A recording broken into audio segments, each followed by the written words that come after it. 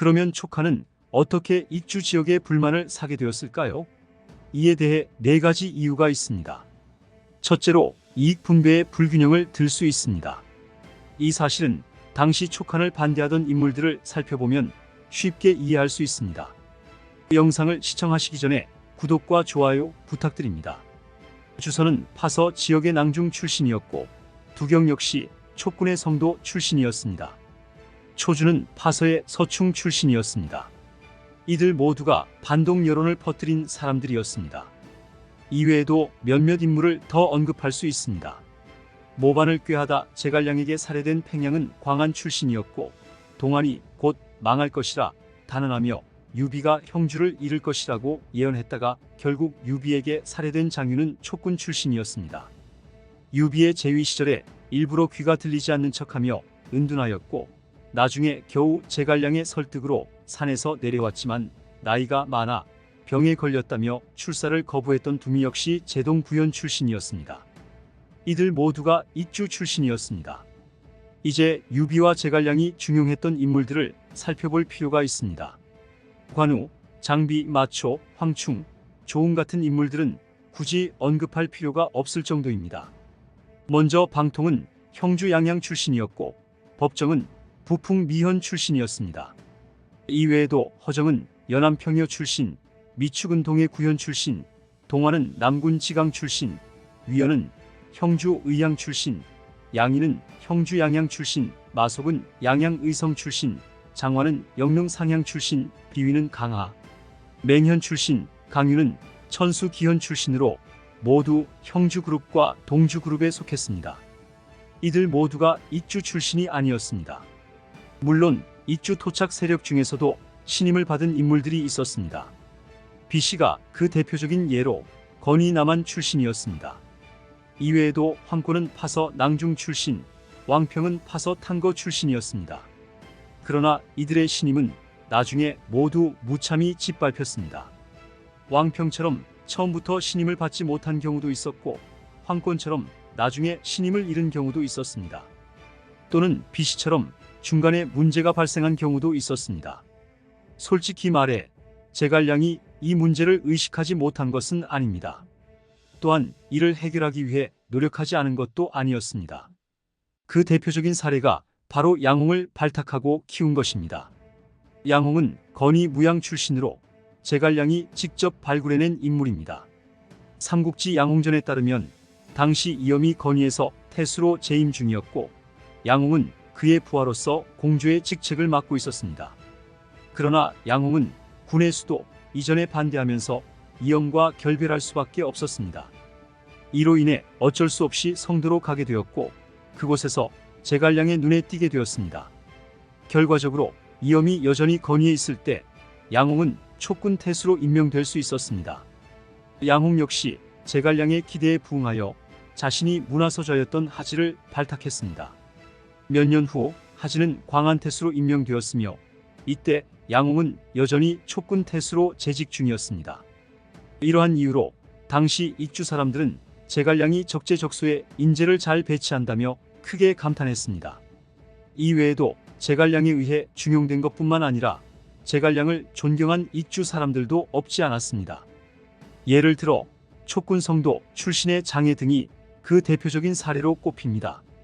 그러나 이러한 노력도 근본적인 문제를 해결하지는 못했습니다. 유비가 이미 결정한 조직의 기본 원칙, 즉 형주 그룹을 우선으로 하고 그 다음이 동주 그리고 익주라는 원칙을 제갈량이 바꿀 수는 없었던 것입니다. 당연히 익주 그룹의 불만을 완전히 해소할 수는 없었습니다. 익주 사람들의 불만은 매우 분명했습니다. 케이크가 이만큼 큰데도 먹는 사람이 많아 내게 돌아오는 것은 너무 적다는 것이 그들의 생각이었습니다. 게다가 이익 분배의 불균형 문제까지 더해지니 불만은 더욱 커졌을 것입니다. 유장시대에 그들은 2등 신민이었으나 유비가 오면서 그들의 신분은 3등으로 추락해버렸습니다. 그들이 이러한 현실을 그대로 받아들일 수 있었겠습니까? 그들은 오히려 조위가 와서 통치하는 것이 더 나을 것이라고 생각했습니다. 하지만 조위가 온다면 입주그룹은 4등 신민으로 전락하지 않았을까요? 그렇지 않았습니다. 조이가 원하는 것은 천하 전체였지 익주라는 한 지방의 왕이 되는 것이 아니었기 때문입니다. 더구나 조비는 조조로부터 자리를 물려받은 후 구품 중정제를 실시했습니다. 이 제도에서 각 지방의 유력 인사들에게 중정관을 맡겨 그 지역의 사인들을 추천하는 책임을 부여했습니다. 이로 인해 익주 사람들은 오히려 조위의 통치를 더 나은 대안으로 여겼을 가능성이 있습니다. 이 조치들은 익주의 사족들에게 유리하게 작용했습니다. 실제로 사마소가 촉을 멸망시킨 후 형주그룹과 동주그룹에 속한 관원들을 모두 중원으로 데려갔습니다. 촉은 결국 촉의 사람들이 통치하도록 남겨졌습니다. 이로 인해 익주그룹이 촉한에 반대한 것은 그들에게 탁월한 선택이었던 것이 분명합니다. 둘째, 촉을 지나치게 엄격하게 통치한 것도 불만의 원인 중 하나였습니다. 제갈량은 집권 후 법에 따라 나라를 통치했으며 명령은 반드시 지켜야 했고 금지된 사항은 절대 행하지 말아야 했습니다. 이 원칙 자체는 올바른 것이었지만 이러한 엄격한 통치는 일부 사람들에게 불만을 일으킬 가능성이 있었습니다. 삼국지 후주전에 배송지가 인용한 촉기에는 당시 상황을 설명하는 기록이 있습니다. 제갈량은 법을 너무 준엄하고 급하게 집행했다. 백성들 또한 냉혹하게 대했다. 군자에서 소인에 이르기까지 모두 원한을 품었다라는 내용이 그것입니다. 물론 많은 사람들은 이 견해에 동의하지 않을 수도 있습니다. 그러나 이러한 엄격한 통치는 분명히 일부 계층에게 불만을 불러일으킬 수 있었고 이는 촉한 내부의 갈등 요소로 작용했을 가능성이 큽니다. 우선 배송지조차 정치를 잘한 것을 일컬어 냉혹하다고 하는 것은 들어보지 못했다라고 말하며 이 사료가 사실과는 다를 수 있다고 생각했습니다. 이에 대해서는 진수의 다른 견해도 있습니다. 삼국지 제갈량전의 평호에 따르면 법을 너무 준엄하고 급하게 집행했으나 원한을 품는 사람은 없었다라는 기록이 있습니다. 한쪽에서는 원한을 품었다라고 하고 다른 쪽에서는 원한을 품는 사람은 없었다라고 하니 이는 분명 모순처럼 보일 수 있습니다. 이런 상황에서 우리는 정사를 신뢰하는 것이 타당하며 촉의 백성들은 원한을 마음에 품지 않았다라고 이해하는 것이 옳을 것입니다.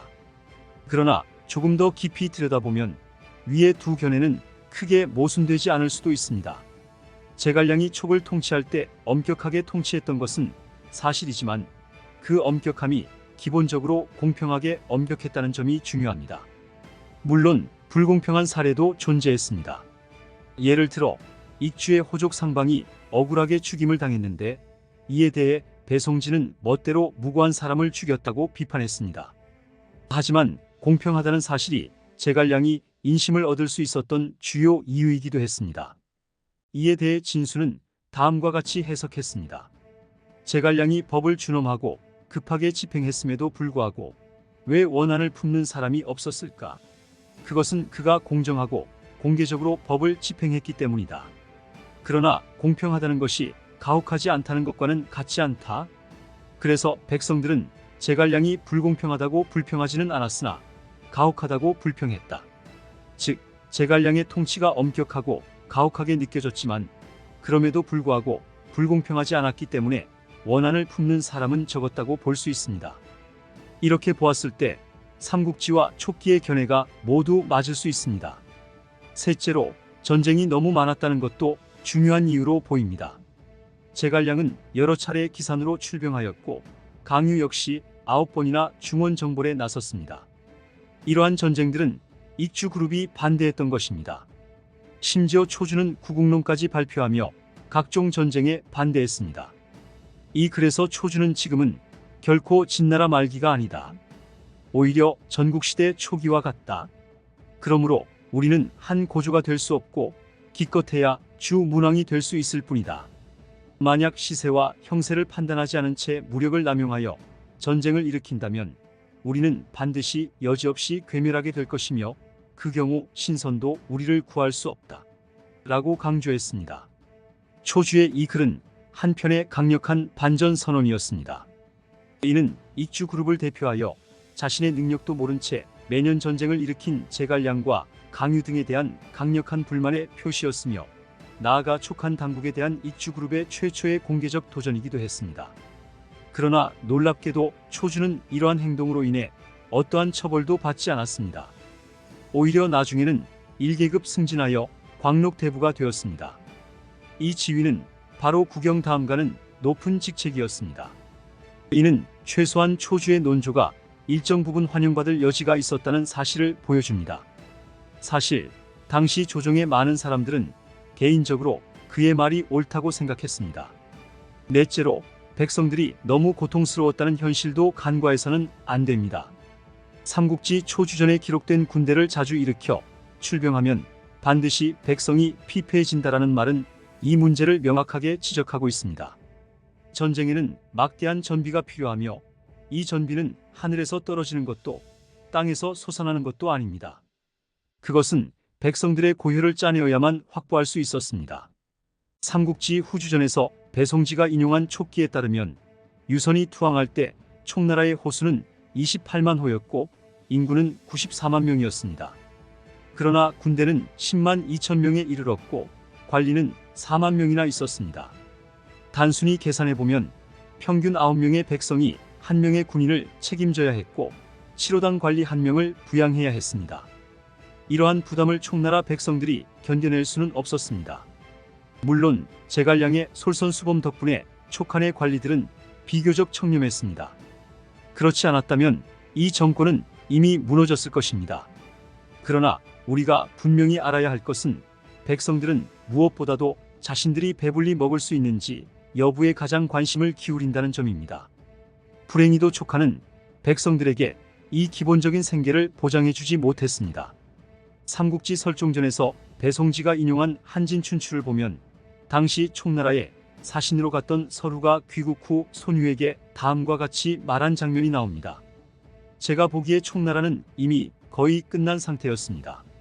왜냐하면 그들의 조정에서는 올바른 소리를 들을 수 없었고 그들의 논밭에서도 건강한 안색을 가진 백성을 찾아볼 수 없었기 때문입니다. 이런 나라가 어찌 망하지 않을 수 있었겠습니까? 제갈량이 다시 살아난다고 해도 이 국면을 되돌리기는 어려웠을 것입니다. 오나라의 장제도 등해와 종회가 출병에 나섰을 때 촉한이 반드시 멸망할 것이라고 단언했습니다. 그 이유는 앞서 말한 것처럼 정부가 무리하게 전쟁을 일으켜 백성들이 말로 다 할 수 없을 정도의 고통에 시달렸기 때문입니다. 그의 말은 삼국지 선호전의 배송지 주석에서 인용한 양양기와 자치통감에 기록되어 있습니다. 결국 장제와 설의 말대로 촉한은 실제로 멸망하고 말았습니다. 이와 같은 상황을 보면 촉한의 멸망은 단순히 외부의 군사적 위협 때문만이 아니라 내부적으로 백성들의 고통과 정부의 잘못된 정책, 그리고 그것을 바로잡을 수 없는 상황 등이 복합적으로 작용했음을 알 수 있습니다. 다음부터는 오나라 이야기를 시작하겠습니다. 영상을 시청해 주셔서 감사합니다. 구독과 좋아요 부탁드립니다.